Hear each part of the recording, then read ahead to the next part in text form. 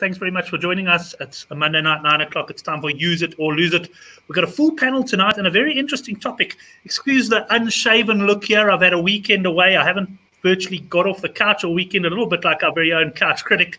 But I've had a good weekend, enjoyed the Currie Cup semi-finals, and looking very forward to the Currie Cup final this weekend, as well as the Springboks. They play their last warm-up match in Japan. Well, let's start off by welcoming the panel and telling you what we're going to be talking about tonight. We're going to be looking at the Rugby World Cup, going through who do we think are the likely contenders for the top try scorer and also the top point scorer on that. And Couch Critic is going to lead us through that and have a look at some of the options there. So let's introduce the panel now and go down below me here. It is Couch Critic. How are you doing, Couch? How's the injury? How's it, Brent? I'm good. Yeah. I was joking with you this afternoon. I really am the couch critic at the moment, as I'm definitely getting some proper time on the couch with the old Achilles or at the ankle at the moment. But it's all good. I actually wish it was going to last for a couple more weeks so I could watch more rugby. That's it. Well, I'm sure the work are really missing you. And let's go down. Let's go up to the top right of my screen as I see it. I don't know what it looks like to you guys, but Unbiased Rugby. Donovan, good to have you back on the show. And talking of being busy with rugby, wow, you've been busy with those guys overlap rugby on your channel. Yeah, no, it's been absolutely great. But I think this week we're actually chatting about the All Blacks, so it could be quite an interesting show. So, but they're not going to be joining. I actually got a New Zealander guy to come join, so it'll be quite interesting. Excellent. Yeah, we'll certainly look to bring some guys as we approach the World Cup. We've had a couple of Kiwis on the show. And certainly be good to have a few guys from the Northern Hemisphere on as well to get a nice balanced view. And then let's welcome Judge Rugby back to the show. Judge, good to have you on. What you been up to? Yeah, just watching a bit of rugby this weekend. Kick back, relax, and getting excited with obviously all the World Cup squads being announced. So there's quite a lot to talk about. Excellent. You were saying that France have named their squad now shortly before the show. Yeah, about 20 minutes ago. There was talk of Louis Picamole's not making the squad because they've obviously got Aldritz at 8. Camara was going to play, but anyway, they've picked them all. So I can't off the top of my head think who might have missed out, but I'll have a look at that. But it's pretty solid side, pretty form side. Their backs are dangerous. Yeah, they could definitely cause a little bit more problems than we were probably planning on them doing. Yeah, no, I did say on Twitter, and I got quite a response to it the other day. I said, people know I love the French, and I said, at 35-1, what I've seen about them, they're starting to get tempting, although I'm not saying that I am going to back them. And people making the comment, well, it doesn't matter how big they are, if they don't win the tournament, it doesn't count. Well, I don't know about that. We'll have a look. I think I'm definitely going to end up parting with something on them. But there's no doubt about it now. I mean, World Cup fever is building in a very, very big way. I mean, we're under 3 weeks now to the World Cup starting. And one of the things now we start to look at is who are going to be the shining lights in the tournament, who's going to score the most tries. And Couch, let me hand over to you now. I'm going to pop down into the comments section, and you can have that chat with the guys. I will keep an eye out for the yellow cap. He may well be joining us, in which case I'll intro him to the show. And I'll also be bringing up a few odds on some of the players you discuss as you go along. So I'm going to hand you over now to Couch Critic. Take it away, Couch. Cheers, Brent. Thanks. Yeah, with less Currie Cup action now, I've pretty much moved my betting focus to World Cup already. And I think early doors there might have been some value in the try scorers, and there probably still is. And I thought this might be a good show to ask actually the non-punters and probably get you guys involved in terms of how you think, and probably even some of the Super Brew and fantasy kind of guys maybe you could take a little bit of value out of this chat. So let's try and get into that. So the way I thought I'd touch on it or start it off, guys, is looking at the pools. Is there like a pool, firstly, that stands out to you guys as maybe a weaker pool, one where you probably expect to have one of the big boy teams scoring a few more points, or one that the try scorer is probably or most likely to come from? If I quickly have a look here, we've got in the first pool Ireland and Scotland. So if you cancel out Scotland, then you're looking at Ireland as potential there for either point scorer or try scorer. They've got Japan, Russia, and Samoa. In Pool B, we've got New Zealand or the Box playing Italy, Namibia, and Canada. And then in C, we've got England and France and even Argentina. So the two weaker ones are USA and Tonga. And Pool D, we've got the Aussies and Wales playing against Georgia, Fiji, and Uruguay. Maybe Sean, let me start you off there. Does something shout out to you there as one that's definitely got the maybe over the past few years or recently in terms of form is an easier group than one of the others? I think the Kiwi South African Group B is probably the one, and then possibly Group A. I think there you might see some blowouts there, but Group A. Just remind me again. I'm sorry, I don't have it on screen. You said it was Ireland, Scotland, and then it's Chaps, Russia, and Samoa. Yeah, I think probably South Africa, New Zealand group, because Namibia, Canada are really not going to. Italy are not really going to put up much of a shot. The only thing that's going to happen is where what sides are being named, but both sides will be ruthless in that, and both sides, South Africa and New Zealand, have pretty dominant forwards, and if they don't have dominant forwards for the whole game, they'll have it for at least 50 minutes at least, and in which case they're going to just start clicking and dominating. We'll get into the team selection now. I think that's another good question in terms of those specific markets. But just Donovan, as well, looking at that, I think the big thing about the Bok group that's probably a little bit of a standout is that, and it's probably fair enough, it's probably got the two best teams, but after that, Italy is almost the weaker of the third teams from all the other groups. I think they're probably about 12th or 13th in the world at the moment, and then you get the other two, who are Namibia and Canada. I think they're in the 20s in terms of the current world rankings. I mean, we're not going to get into how accurate the world rankings are or not, but obviously they're not great shakes. So do you agree that that's possibly the weaker pool? I think so. I think that the top two teams are pretty much a given. I know the biggest score to date wasn't Namibia, but I know South Africa put over 100 points in Namibia before the World Cup. So anything could happen. The other, I'm not 100% sure about Uruguay. I think Wales might put up a huge score against them. Looking at the other pools, Pool A, maybe Russia could be a bit of a blowout. Yeah, but I think I'd probably say our pool will probably have the biggest blowouts. I think probably the New Zealand-Namibia game will probably be a 100-point split, maybe.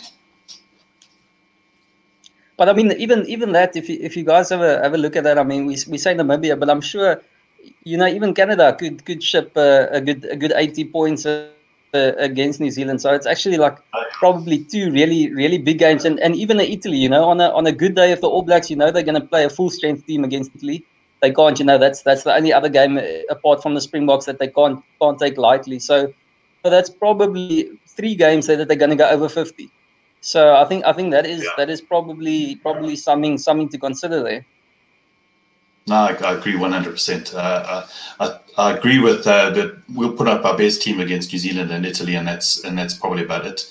And the other two teams, I just hope Namibia actually gets one over Canada, so it'll be their first victory. So I'll be super happy for our brothers up north.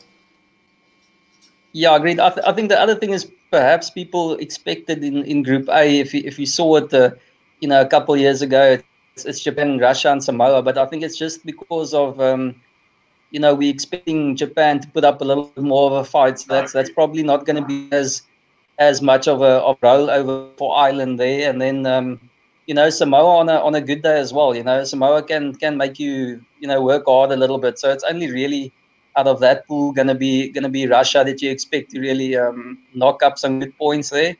And then in the last one, if we look at Pool D, which is a contender, is if Australia, again, we could say they're probably going to play first choice team Wales, Fiji, Georgia might be touch and go, and then Uruguay the B. So everyone should smash Uruguay there, but again, they probably could put some good points on Georgia as well. No, I agree 100%. I've never really seen Uruguay play, so I'm not 100% sure how well what kind of team they're going to be putting up. So I just know that Argentina smashes them, so we'll see what happens, and especially in that pool. But yeah, I think I've got a feeling there's going to be some really big scores. Like you said, Pool A, Japan's going to be up for every single game. They're going to be there. I think Russia was just recently beaten by Georgia, if I'm not mistaken. I could be wrong. I know that they had quite a big thumping. So that was we'll last year, but they did take a bit of a pasting. Okay, yeah. So I just think after about the 12th spot in international rugby, I think it really drops off quite quickly. The quality of players. Okay, then on to Sean. The big thing, I think people in terms of, I'll probably just allude a little bit to the punting side of things, is almost which strategy to take. I was thinking the same thing today, looking at the markets, and you almost think, okay, we're just going to take Farrell as top point scorer, for example. But now you got to consider, we've just said who the easy beats are there, basically. So let's say he's not playing USA, or he's not playing Tonga, or he's not playing either of those two games. All of a sudden, you're taking the two games out in there, fly and kicking all the points, and then you get a guy like Moanga who does play against one of the lads that we just said that they could be up against. They're playing against Namibia. He'll take 40 points on his own there. So just the big matchup there, guys, in terms of, do you really have to look out and think to yourself who's going to be playing against the Namibia game, who's going to be playing the Georgia game, that kind of thing? Or do you think, listen, Rico Ioane, great try scorer, he's their first choice 11, or game probably touch and go at this stage, but let's say Stockdale, he's the cut and dry, Ireland's number 11, Ireland play a good band of rugby, he's going to play most games, I'm going to back him? Or are you thinking, geez, who's the backup there? Who's Earls? Is Earls always going to be on the bench in the big games, and he's going to play in the smaller games? So he's a better option. How do you guys think a guy should go about that kind of thinking? Sean? I think one of the things is you've also got to look at the group stages and where they're playing who. So South Africa, our last game in the group stages against Canada. So we play New Zealand, then we play Namibia, then we play Italy, and then Canada. So there's actually quite a nice balance there. The other thing is having the wing sort of splits and how they're working. So we've really got 3 wings, and we're pretty much going to be starting Mapimpi every game.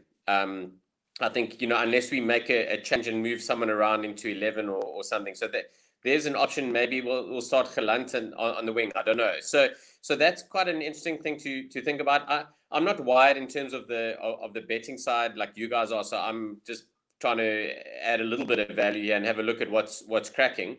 I think Reece is going to be starting most of the games, and he is deadly at the moment. So if I'm looking at guys that are deadly finishers, and if I had to take out if they're going to be rested or not, I'm going to take that away. But I'm looking at deadly finishers. Reece, Damien Penaud, Nkosi, all our wingers, the South African wingers, Nkosi, Mapimpi, and Kolbe are all deadly finishers.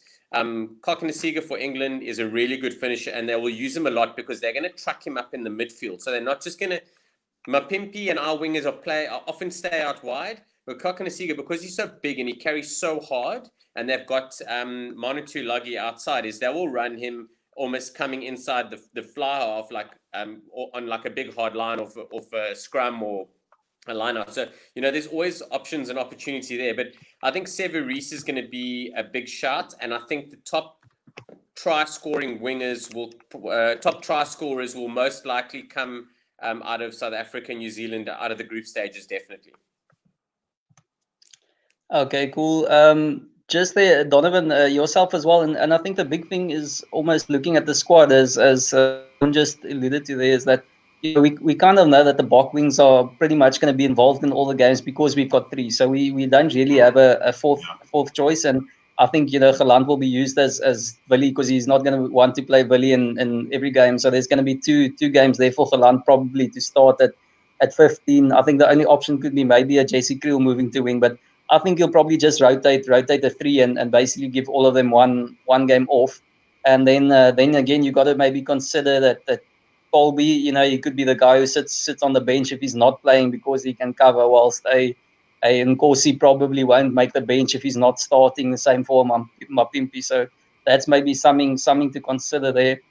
Donovan, but just so that's my question around England. We know that Kokanasiga is going to be a good scorer, and obviously Johnny May is a machine in terms of he's a good finisher. But in terms of their squad, I think I saw Noel and Anthony Watson as well. So that the only concern I have there is that they could probably make a full change for the weaker game. So you're not going to have a Kakanasinga maybe playing either of the two smaller games, which is obviously going to be a big concern if you're thinking about backing him. No, I agree with that point completely. But if looking at the players that are on form at the moment, I'd say the best finishers with players in front of them are probably Reece and Nkosi. Reece can go through 3-4 players, score tries, same as Nkosi. I think Mpimpi he's like Johnny May, he's at the right place at the right time, and he does his finishing. Kakanasinga, I've only really seen him. I hadn't seen him for quite a while, so I only really saw him in these last couple of games. So I'm not 100% sure. It just seems like the world's moving away from these really huge big wingers, and they're moving to more, covering all three back positions. So we'll see. We'll see how many games Kakanasinga plays. I have a feeling that the top try scorers will probably come from either New Zealand or South Africa.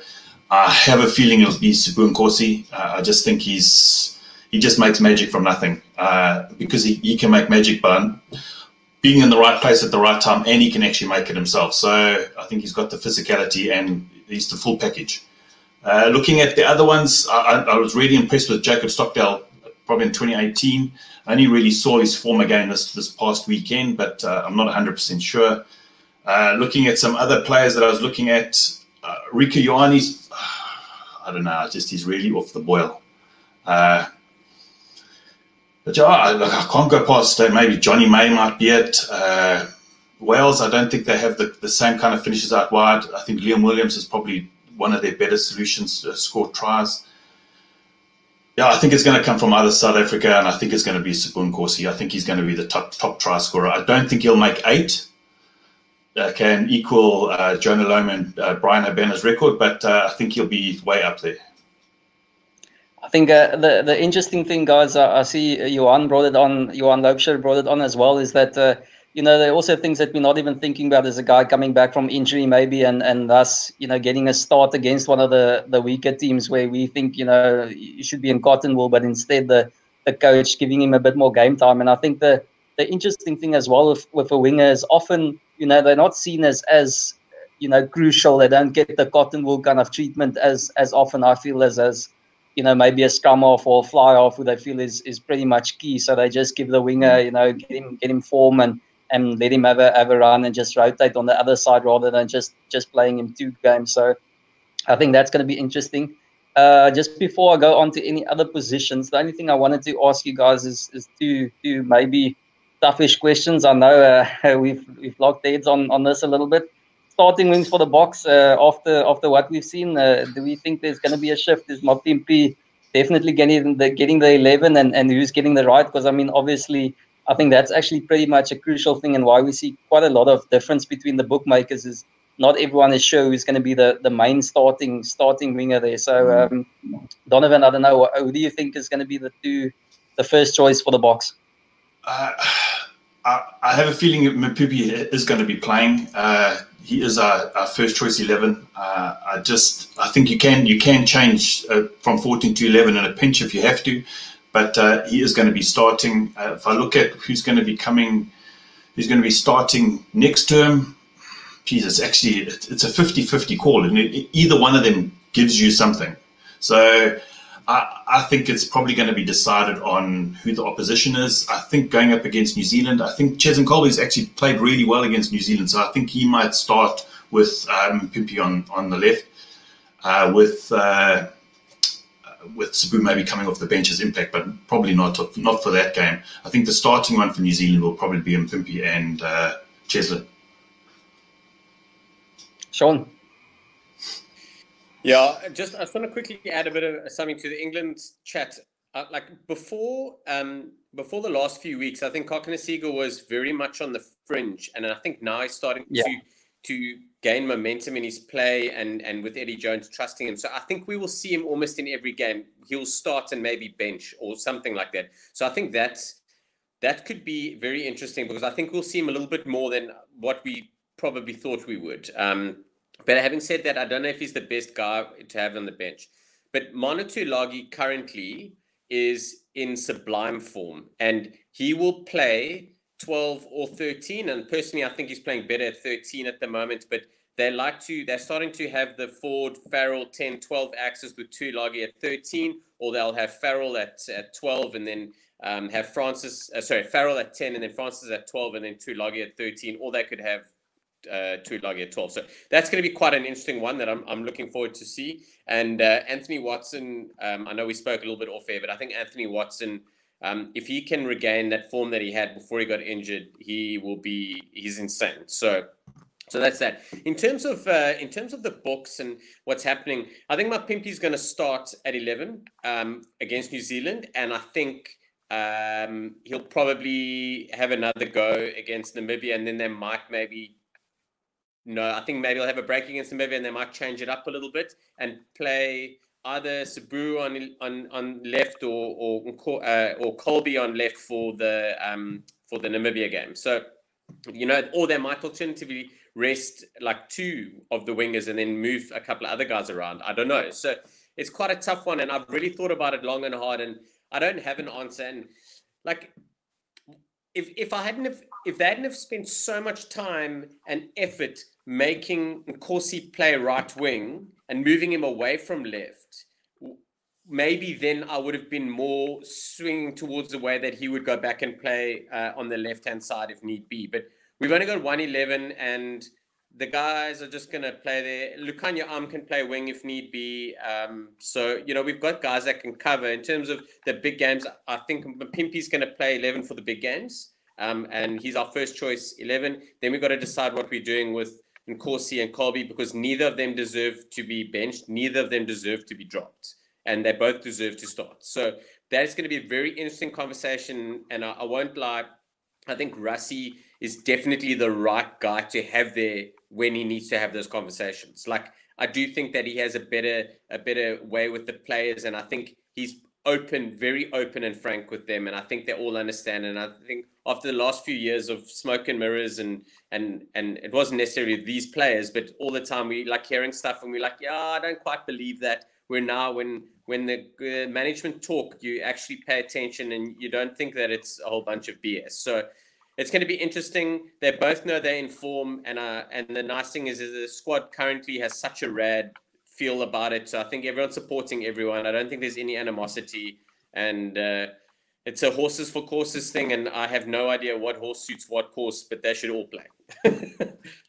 Listen, then probably the same question that New Zealanders are asking, that we are asking the box. Do you think that Rico has been replaced as the starting left wing? I think we've pretty much, even though it's just been a couple of games, I think Reece has nailed down the 14 spot. I think I think personally, I don't know if you guys agree. I think Hansen has seen that Ben Smith isn't a wing. He's not a wing at present, and at his age and the way he's playing, it doesn't work having him, and he needs an outright winger. And Reece is just in great form and a great finisher. So I think he's locked in, and I still believe he'll go back to Rico because that's what he trusts, and that could actually be one of those examples where I said he might play 3 straight games and almost try and play him into form against weaker opposition.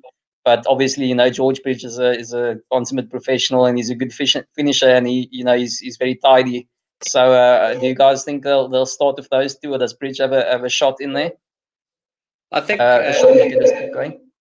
I think Reece is definitely a right wing, and the starting right wing for the Kiwis. I think it's probably one of the best, like, sort of come from behind maneuvers, like where he was kind of nowhere and now he's almost cemented in as first choice. Rico Ioane's definitely first choice 11 and the top 11 currently. So, he didn't have a great game against South Africa. We absolutely took him to the cleaners defensively, and with our defensive effort. So, other sides will know how to deal with them. But then again, the Kiwis are not stupid. They would have worked around it and how to manage that. So next time the exact same thing comes up, they will have answers for it. So I think Rico's there. And I think, it is a case of him.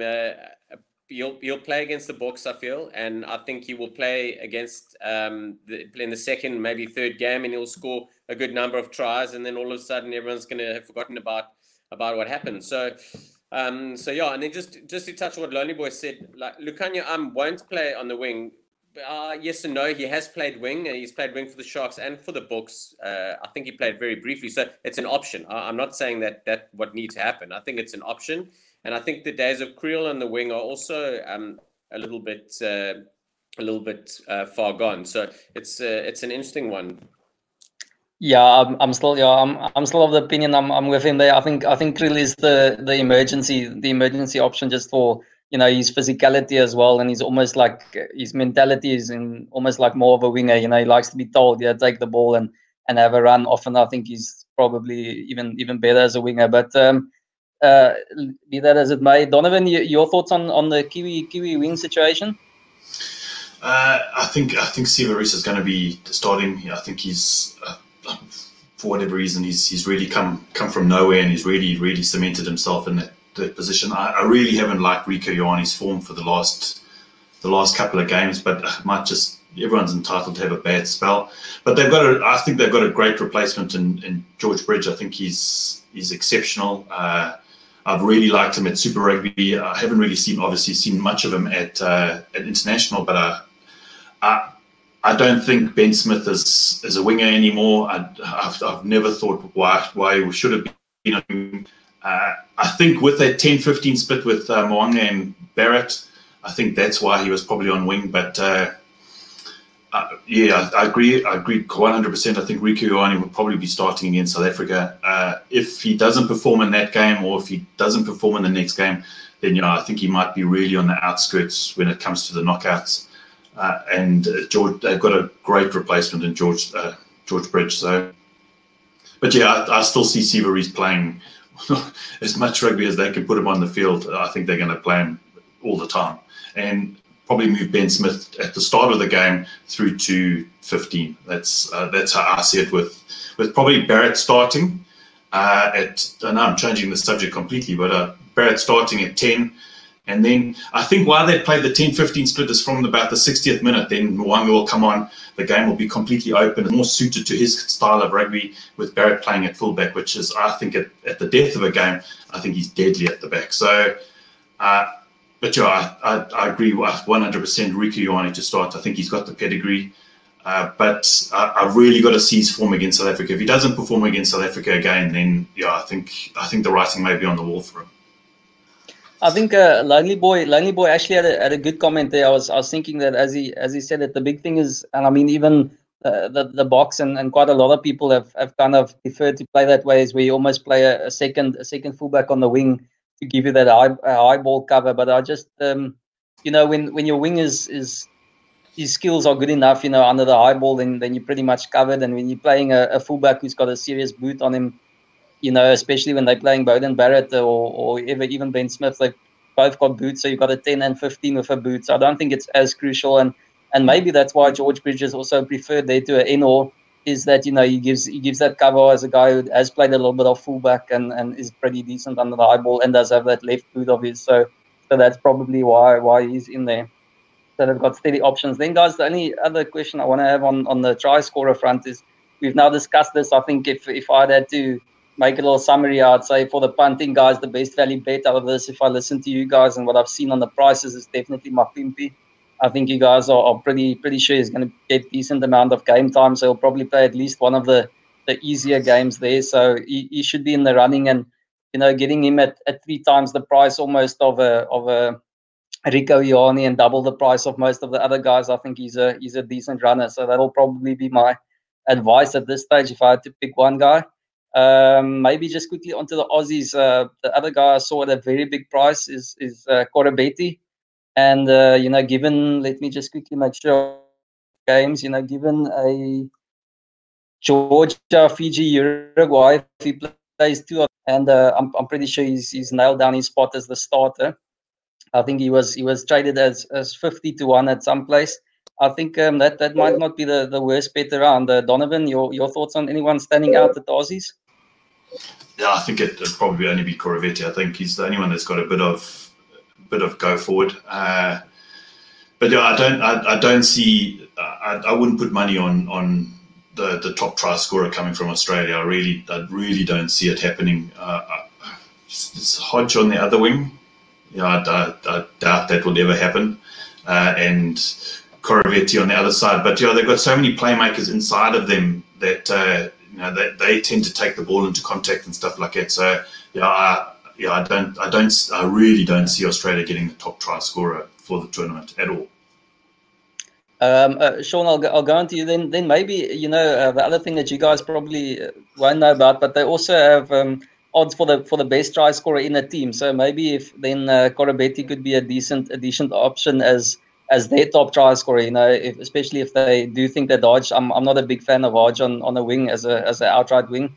So then I could consider going for Coravetti there. To me, he's a pretty good finisher. Judge. I think Coravetti's in great form at the moment, and he's kind of playing the international rugby, and the guys around him are starting to understand him a bit better. And you'll also see with him, he's a really, really big winger, but he's starting to involve himself more in the game, almost as a blindside coming in option that Kokonasiga does for England, like what I mentioned earlier. But I think if you're going to look at the top try scorer for Australia, I'm going Kurtley Beale. I think he's in great form at fullback. I think it's starting to open up for him now. He really enjoys the position. He'll play a lot more there. He loves to come in second phase, whether White's playing at 9 or Genius playing at 9. That ball's going to go wide, and Beale always does seem to find a half gap. So I think that he might be the shot. If I was going to put some bucks down, I would put it on Beale being the top try scorer for Australia, definitely. Yeah, that's a very interesting one there, Judge. I was like, to me, he's a creator. He's almost that guy who's got 10 meters to the line, and I see him looking around for someone to pass. So that's a bit strange to me. But okay, I'll take that one. He never makes my fantasy team, so maybe I should change that.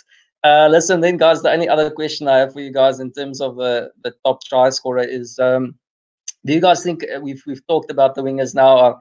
We can just quickly run through a few of them in terms of the betting, and you guys can give me your opinion. But just, is there anyone else, any position else in a specific team? Is there a Malcolm Marx that you think we shouldn't throw away? Is there Rory Best or someone, or CJ Stunner, you guys think is always at the back of a rolling maul, or someone that shouldn't be thrown away and instead be focusing on the wingers? Judge, anyone else that you think stands out? I think I was going to go with someone from France. I think I initially would have gone with Picamol's. I don't think Gerardo is going to start every game at hooker. It's obviously his last couple of games. He's retiring afterwards. I don't think Gerardo is going to start every game, but I think he might be on the back to get a few. I think between Picamol's and Aldrich, because between the two of them, they're going to play at 8, and they're pretty beastly. I just think Picamol's has got more of that mindset to go for the try line, where Aldrich maybe not so much. So I think Picamol's will be a big shot, but probably not going to be the best try scorer in the side, especially looking at DuPont and the backs and how they started using their backs recently, especially with Rucker coming into the mix. They want to send the ball out wide. They've got some great guys at fullback and all over the show. So I don't know. I think if I had to think of someone off the top of my head, it would be that.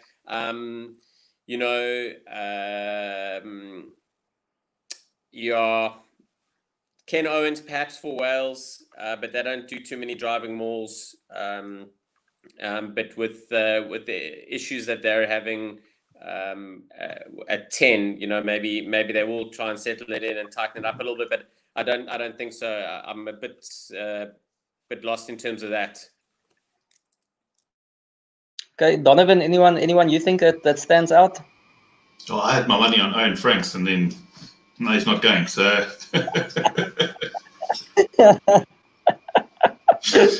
you could have put money, you would have got his first international try. So from a forwards point of view, generally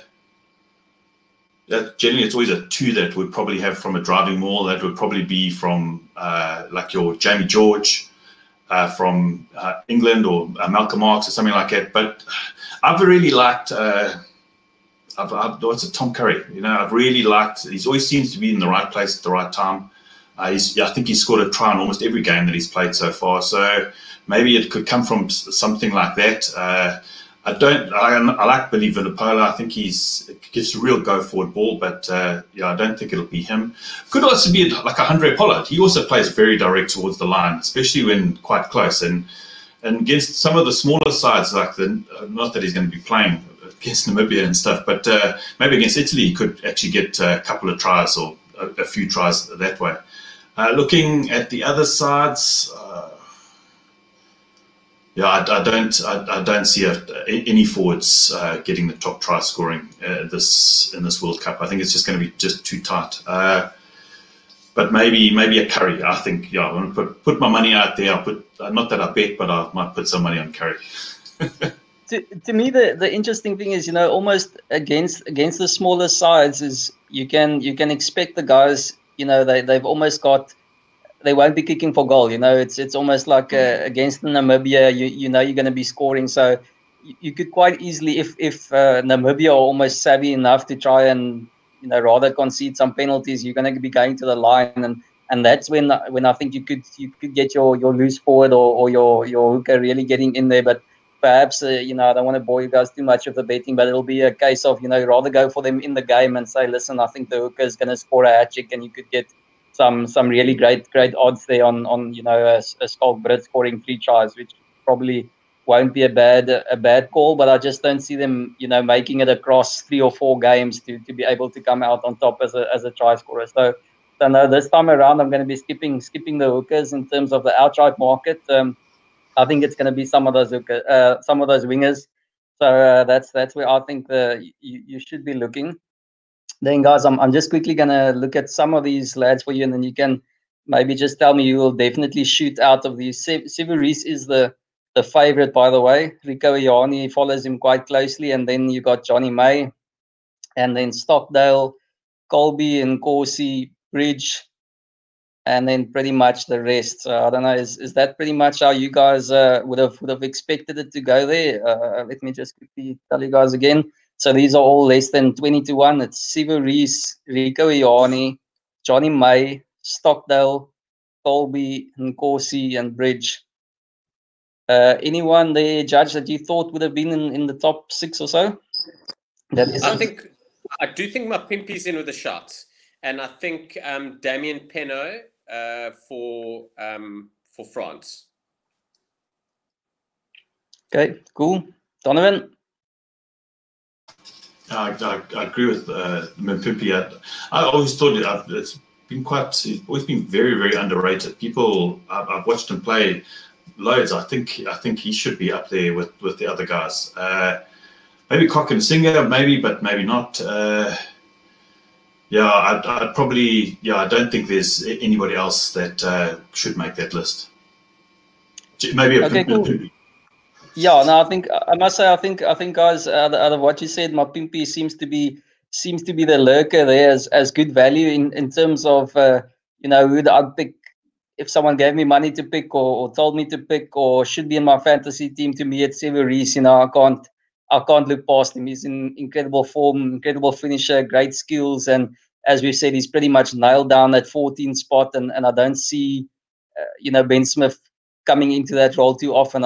Even though I do think Rico is probably going to get a decent run on left to try and get some form. So to me, it's pretty tough looking past Reece in terms of who I think is going to perform. But I hear you guys, either Nkosi or Mapimpi, if you can get them at good prices, they're decent go. And I'm still going to just put a loose few rand on Korabeti there to really rack up a few against Georgia or someone, or Uruguay actually. Then, guys, in the same question almost in terms of the point scorers here. As I said, I was looking at Moanga, but then I was trying to think how New Zealand are going to play this. They've gone in. They don't have a backup 10 there. They're going to go in with Moanga and Barrett. So, firstly, let's talk about the top point scorer there. Donovan, I think you pretty much already said you expect Barrett to start at 10 in the big games and Moanga to play off the bench. So, how do you see them going through this World Cup in terms of managing those two and how they're going to be playing? I think that's exactly how they're going to be playing those two. I just don't know, because those two are going to have to probably play every single game because they just don't have another backup 10. South Africa is also in a similar kind of position, but at least we have France Stain who can maybe cover 10. Maybe, I'm saying maybe. I think maybe they'll just swap them out at certain games. Yeah, I thought it was quite strange that they didn't take another fly half, especially because they not that I don't. Who's that young guy that didn't make it? Joshua. Yeah, so I thought he had great form, and it just as a backup for, especially for the smaller games, is just to give a rest to Mo'unga and Barrett, because they are exceptional players and athletes, but to play a full World Cup every single game, that's hard. And you start getting to the quarterfinal, semi-final, and you're going up against really tough opposition. And if you guys are tired and they're, punch drunk or whatever you want to call it, I just think it's going to be quite difficult. I actually was thinking while we were all chatting, we could end up with a situation. We could have Elton Jantjies with the highest point scoring, because he'll probably play against Namibia and those sides. So he'll be kicking for every single penalty and conversion. So maybe he might be the top try scorer, point scorer for those games. But yeah, I just think the player management for New Zealand, especially with Barrett, and because Barrett, you want him to have absolute fitness for the semi-finals. He has to be fit for that. And if he's not going to be rested for some game, then I don't know when he's going to be rested. The other one is Farrell. Farrell is also going to kick most of the time. So yeah.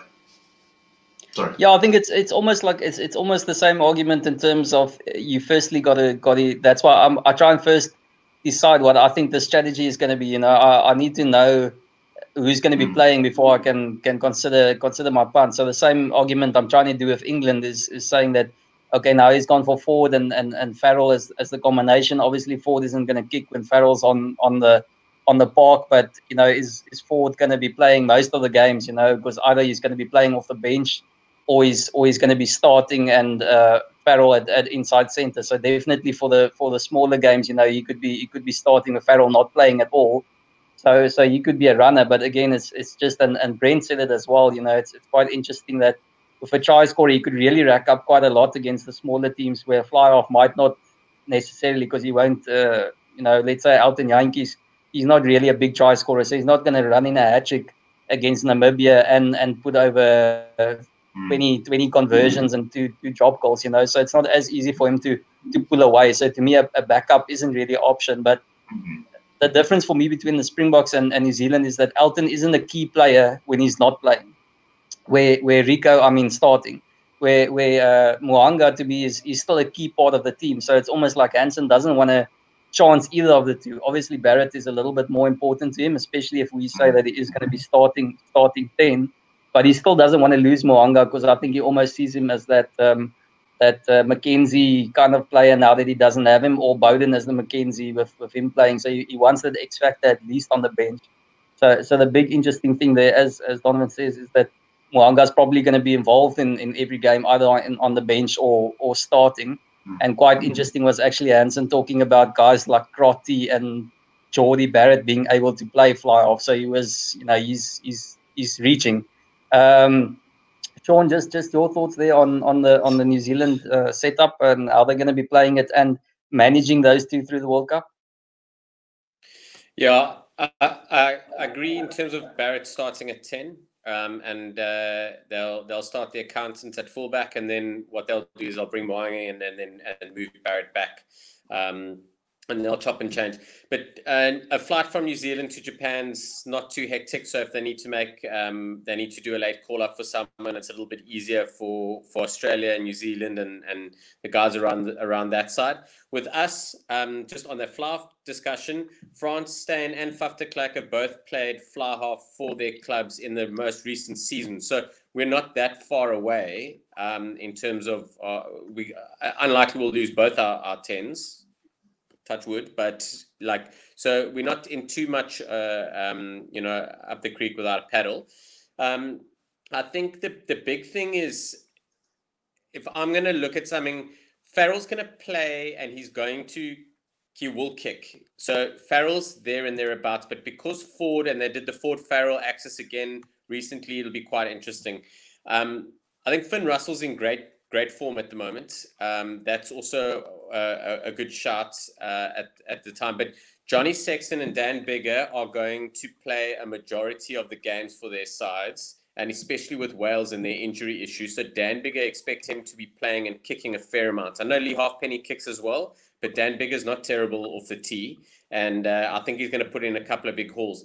And all it takes is a fluff to put in a 20-point haul twice in a pool game, okay? Because it's possible for any player to put in a 20-point pool game twice in the pool B with South Africa, New Zealand, and the rest of the guys. But, you know, another 15-point haul and a 20-point haul, and all of a sudden, you know, like the game changes dramatically when then after that your flies are only going to get 12, 13, 14 points at a time. So it's going to be an interesting one, but I think Dan Biggar is going to be in with a good shout. They've made the squad was announced yesterday. There were quite a few big calls made.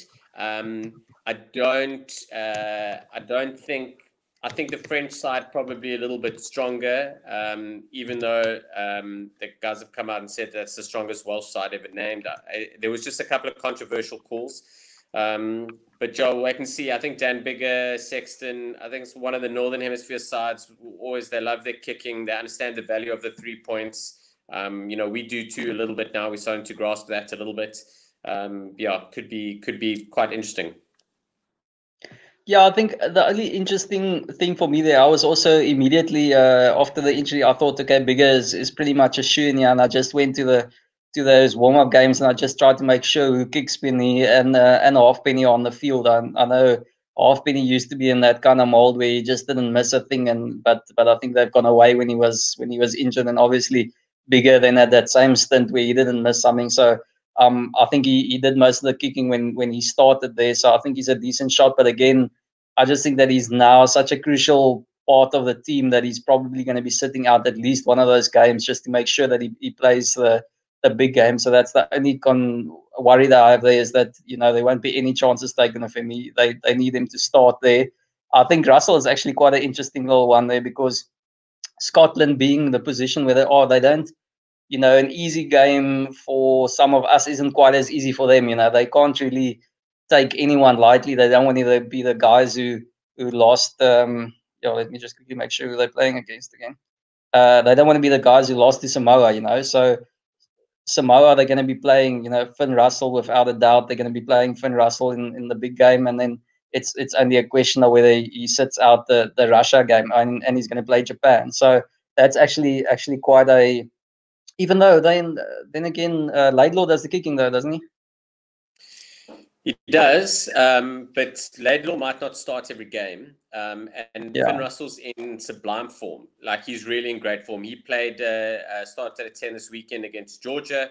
Absolutely was cooking. Like, so he's in great form. Laidlaw does do the kicking, but, you know, Finn Russell will also take quite a few of the nudges. Laidlaw takes a lot of the close range ones, so conversions and whatnot. I think Russell will take the rest. Okay, cool. That's good to note there. There was one other thing that I wanted to ask you guys on. Okay, we've pretty much then just quickly judge how you see England playing that. And obviously, okay, when both are on the field, it's going to be Farrell. But do you think Ford is going to get decent game time? I think so. I think purely because Farrell's way too important for them. So, and I do think that I do think they're going to bring in that Ford Farrell axis. Looks like it might come back. It looked pretty decent against Wales. So, you know, that's going to be an interesting one. There's no doubt that Farrell's going to start and play all of their all of their big games. It's just whether it's going to be at 10 or 12. So it's interesting to see how that runs through. So I think Ford's in a little bit better form than he was last year when they moved him out and put Farrell at 10. So there's a good few options now, which is huge. Like, they've got options, and in a World Cup when you can only name a 31-man squad that can play in multiple spaces at test level is huge. So, you know, that's like, for argument's sake, Ireland named their squads this today, and Devin Toner missed out, and it's John Klein came in, and I think that's because Klein does a lot more and can play blindside flanker where Toner's an out-and-out 5. So, you know, those are the kind of things and decisions you got to make. And when you've got guys that can play international level at 10 and 12, like properly, which Farrell can do, and you've got those are great options, you know. So I just think it's going to be an interesting one. It's really tough to call, and the squads are so strong, and it's the tightest World Cup we've in memory that I've ever seen. Donovan, the only one, Brent was actually mentioning it, that against the smaller teams, you know, he's still just a fly-off and he's probably just going to be getting conversions. But where I'm thinking you could find some value is a guy like Mo'unga. You know, if he ends up getting quite a bit of game time in your bigger games and probably even nudging Beauden Barrett out as the first choice kicker, because I mean, you know, personally, I think Mo'unga is the more accurate goal kicker, and if Beauden has a bit of an off day against the box or someone, it could become that Mo'unga is pretty much the first choice whenever he's on the field. But, you know, the big thing to add on him that you could consider is that he's actually quite a big try scorer. You know, he's got plenty of pace and he likes getting across the line. So, you know, against the smaller guys, if he does go against Namibia, he could really chalk up quite a bit of a haul on his own there. I don't know what your thoughts on how much game time Mo'unga will get and especially his try scoring ability. I think he will get a lot of game time. He has to, but starting, I think it's only going to be those 2-3 games that he's actually going to be starting. I think when it gets to the later ends of the competition, Beauden Barrett has to start at 10. It's, you know, you got to rely on what your best is. But we actually didn't speak about, you know, Pollard's also. You know, I think he also could be a top point scorer with because he also scores tries. You know, when I watched Mo'unga play the first time when he was playing at 10 at international levels, geez, he was hammered. And even the second and third game, he was still hammered. I just think they had a real baptism of fire, and I think they're going to leave him for the last 20 minutes to come onto the field when it really opens up. Because the guy, he does score, and it's amazing how he can actually get through the line. From that point of view, coming back to Owen Farrell, I like Owen Farrell at 10. Call me strange, but I like when he plays at Saracens. I like it when he plays at 10. He plays a real positive. My father-in-law absolutely detests the guy. He absolutely hated him. But yeah, he was. I think he's a much better 10 than Ford for those really big games. You know, where you want someone who can go up hard against the line, who knows how to tackle hard. I just think he's the more complete package, like Beauden Barrett is a complete package. Andre Pollard's a more complete package. So yeah, that's how I see it. It's going to be panning out. But yeah, I could see him scoring a hell of a lot against some of the smaller sides. But yeah, he's going to be playing every single game up into the final. He is either off the bench or starting. It's just going to, the way that they've structured their team. That's just the way that's going to happen. And then lastly, Donovan, on the just on that point on Pollard, how do you see Russy using him there? You see Elton starting Namibia, or Pollard pretty much just playing 2 and Elton 2, and Polly probably not even being on the bench for the other two, getting as much rest as possible? Or would you basically say, you know, it's probably not worth going for Pollard as one of the favourites, since he might be managed quite conservatively by Russy? Look, at the end of the day, going against Namibia, if it's a real bad day at the office and everything, the wheels fall off everything, we will still win by quite a bit. Not to besmirch them in a bad way, but you know, Elton Jantjies, he has been there, and if he can't perform against Namibia, then geez, we're in serious trouble. So, and I know the way that he plays is very, very attacking. I think he'll do hell of a well against them, and I think Pollard won't even be at the stadium. I really don't think, why risk Pollard against Namibia when you know you're going to win? Geez, I shouldn't say that. Yes. No, I agree with you on that one. I just don't see. I mean, you know, Russy hasn't shirked away from the fact that he feels Elton is the second best, and he could, you know, take some responsibility on him, and he's not scared about it. So I don't see Polly being at that game, and I actually think he might actually bench the second game as well there, you know, being that, as Sean mentioned, it's almost tough game, easy game, tougher game, easy game. So I think that that second and fourth game, the Canada again, he might be just put the bench there. Judges lastly also. Yeah.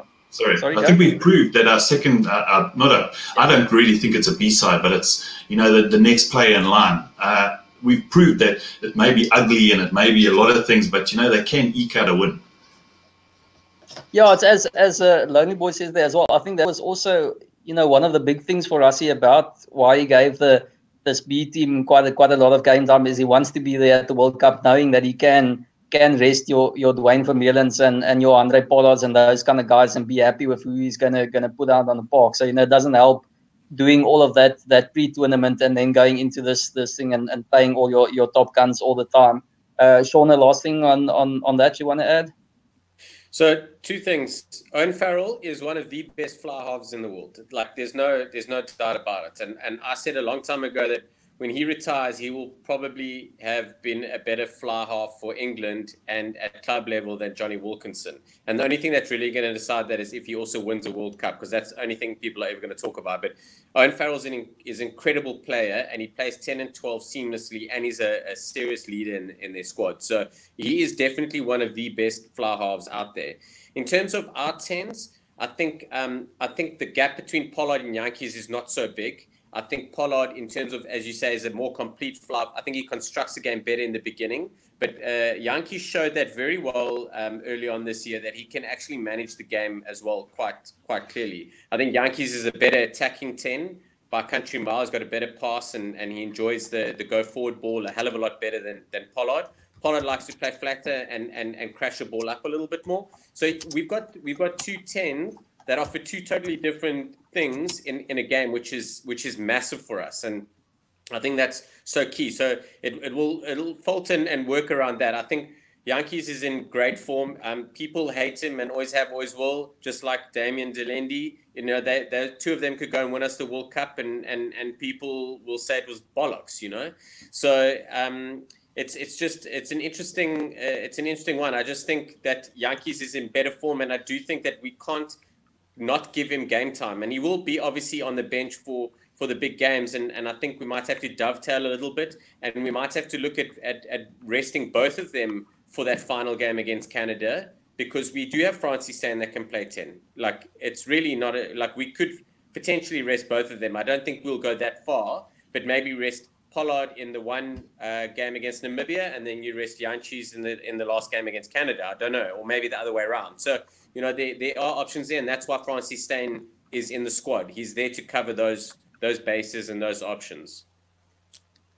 No, I agree with you guys, and I just finally, in terms of dating, I think we are going to have to get like slightly lucky there in terms of who's gonna be getting your Russia games and your and your weaker games like the Box, who's going to get Namibia and Canada. And I mean, let's be frank about it. You're going to have a little bit of a rub of the green there in your favor to be able to win it. So thanks, guys. I hope we didn't bore you too much by talking the betting. I think, Brent, I don't know if something stood out for you there in terms of what the guys said. I think I've nailed down. When I switch off the show, I'm going on to my Pimpy at 28-1, and probably a little nibble on Biggar at about 14-1. I don't think. Brent, did you pick up something there that seems value to you? Yeah, I mean, first of all, thanks, guys. I enjoyed the show a lot, and I enjoyed the fact that I enjoyed this discussion, and you actually gave me the idea last week, Couch, where you said, let's talk about it, and we've got non-punters, people who are not influenced by the odds, and that's what I like about it. You and I tend to look at something, and the first thing we want to know is what price is it, and that tends to influence you, because once you see a price, you're already starting to think, well, why is that guy the favorite, or why isn't he? And it was great to get contributions from guys who are just looking at it almost from, if I want to say, from a clean slate point of view. And something like a Mapimpi I looked at there, and I mean, if you consider that he'll get a lot of game time, and he's only third favourite to be the top South African try scorer, I mean, that looks like some pretty decent value there. I must say, the other thing about this is that these are the sort of markets when we talk betting and that, they're fun markets, if I can call it that. I mean, you can't take it too seriously. You can't go and lump a massive bet on Reece to be the top try scorer, because those are the sort of things. There's too many unknowns. As you say, some other guy going to come in like years ago. Hey? Talk for yourself, Brent. Talk for yourself, my man. I'm lumping. Yeah, no, they're good interest. For me, this is an interest market more than anything else. But it is it's one of those ones where it's nice to sort of apply your mind and see if you can come out with something. And then just on the top point scorer, I must say I am leaning towards Farrell. I think England have got 3 hard group games, so I don't see him getting a lot of rest. And I think there's going to be, my view, I see a lot of talk in the media about the fact that the early games are going to be influenced quite a bit by humidity and that, but they're expecting the games to open up, towards the end of the tournament as autumn arrives. And I've got a very different view on that. I think the quarterfinals onwards are going to be tight. We're going to get 1, maybe 2 tries a game. And I think this World Cup, for me, is going to be decided by the boot. And I think Farrell's got that boot. So for me, I think that Farrell will be the top point scorer there. So, yeah, I took a lot out of this. Really enjoyed it. And Judge, anything else from your side there? Did you just say England were going to win the World Cup? Because, that's what it sounded like to me. I never actually realized that, but yes, I think that's exactly what I said. Well, look at it another way. Look at it another way. If England make the semi-finals, which they look very strong to make, right? They make the semi-finals, then, am I right? And guys, unless the format has changed, if you make the semi-finals, you're pretty much guaranteed an extra game, right? Because you get to play in the 3rd and 4th place playoff. So I'm assuming that England are going to make the semi-finals. Let's put it that way. Of course, the downside of the 3rd, 4th place playoff is the coach by that stage normally just shoves his second stringers on because no one gives a damn about that. I must say, Brent, if I can just quickly get on that, I think if obviously the bookies do usually include that onto top point scorers, so you make a good point in terms of Farrell. They're even playing the third game in any case, the 3rd place. So that's a pretty decent shout there. But just again, if we might as well just quickly talk about our favourites then. I think the only concern for me about England, I hear what you say, the great back, love the fly off either Ford or Farrell, but Farrell's boot, whether he's playing at 12 or 10. But just the thing this year, if England are going to win it, they're going to deserve it. I mean, they've got a heck of a run. Firstly, they got to do the job in a pool where they've got France and Argentina who aren't easy beats. Then after that, they've got a quarter final against probably Australia. Then they're probably going to have to beat New Zealand and then maybe the Box or Wales. So to me, hats off to them. It's going to be a heck of a tough. I fancy England, but they're not going to get away with it like the Box did. They're going to have to beat the best to get the trophy this year. Excellent. Well, guys, I think that brings us to the end of the show. Donovan, thanks very much for joining us.